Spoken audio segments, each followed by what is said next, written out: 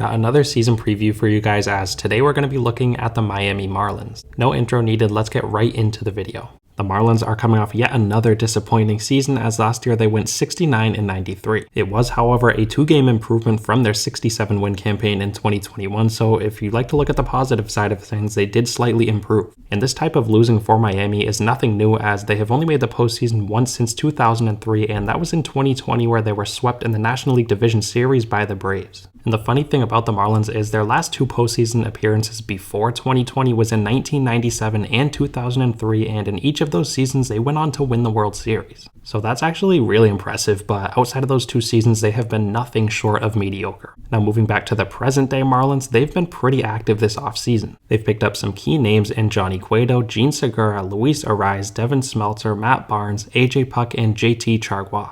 As for their subtractions, they have lost Brian Anderson, Pablo Lopez, and Miguel Rojas. Now moving on to their offense, they were one of the league's worst last year, as they had a .657 team OPS, which ranked 27th, and 144 home runs, which ranked 24th. When looking at this offense, we have to start with Jazz Chisholm, who last year hit .254 with 14 home runs and 12 stolen bases in limited time. Chisholm is one of the most exciting players in baseball today. He is all around a really good player, and I sound like a broken record at this point, but he is capable, if healthy, of putting up 30 home runs and 30 stolen bases. As mentioned earlier, they also picked up Luis Arraez in a trade from the Twins, who last year won the AL batting title, as he hit .316 with 8 home runs and a .795 OPS. Arraez is going to be a much needed presence at the top of this Miami lineup, who last year struggled to get any sort of runners on base. Another pickup I mentioned was Gene Segura from the Phillies, who last year hit .277 with 10 home runs and 13 stolen bases. With Jazz Chisholm moving to the outfield, it looks like Segura is going to be manning second base, and similar to Luis Arraez, I think he's going to provide Miami with a much needed presence at the top of their lineup.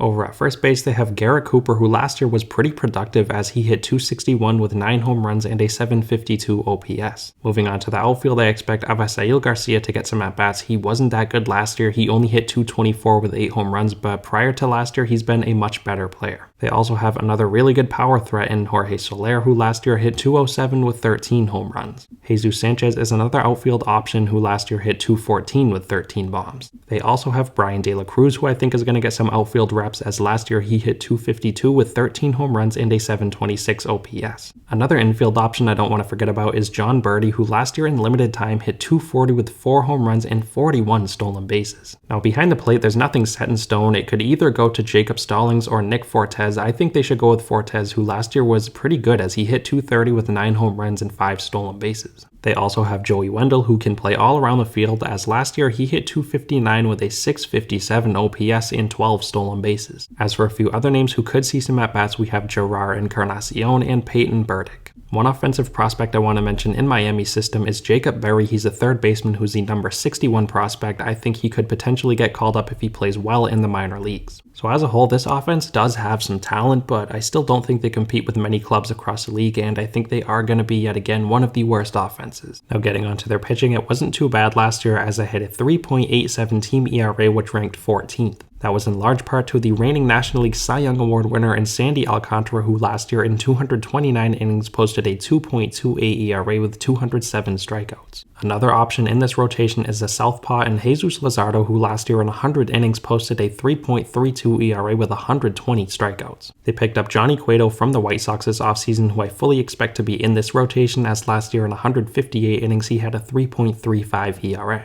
Edward Cabrera is a young but talented arm, who last year in 72 innings posted a 3.01 ERA with 75 strikeouts. And while he was really bad last year, I fully expect Trevor Rogers to get another opportunity in the starting rotation this year. I say that because in 2021, Rogers was one of the best pitchers in the National League. He finished second in the National League Rookie of the Year voting. As for some other options in the starting rotation, we have Sixto Sanchez, who has lost 46 pounds this offseason, and Max Meyer, their former top prospect, who is recovering from Tommy John surgery. So all in all, I do like this starting rotation. They made a couple big offseason pickups and are also going to be getting some young arms back and healthy. Now, getting onto their bullpen, it wasn't too good last year, as it had a 4.15 bullpen ERA, which ranks 22nd. As for the 9th inning role, it looks like it's going to be Dylan Floro, who last year locked down 10 saves while posting a 3.02 ERA. As for some other bullpen arms who could have an impact, we have Matt Barnes, Huascar Brazoban, JT Chargois, Tommy Nance, Stephen Oker, AJ Puck, and Tanner Scott. So for this bullpen, I think it's alright, but I definitely don't think it's going to be a top bullpen in the league. So now that we went through this roster top to bottom, let's take a look at the Marlins' outlook record-wise. I would love to see the Marlins have a season similar to 2020 where they surprise a ton of people and make the postseason. But in reality, I just can't see that happening with the really competitive division they're in, along with their pretty weak offense. If I had to guess on a record, I would say it's going to be similar to the past couple seasons. I think they're going to be right around 70 wins. And I say they're unpredictable because on one hand, I could see their starting rotation being dominant and carrying them to the postseason, but on the other hand, I could also see their offense just dragging them down and leaving them right around 70 wins.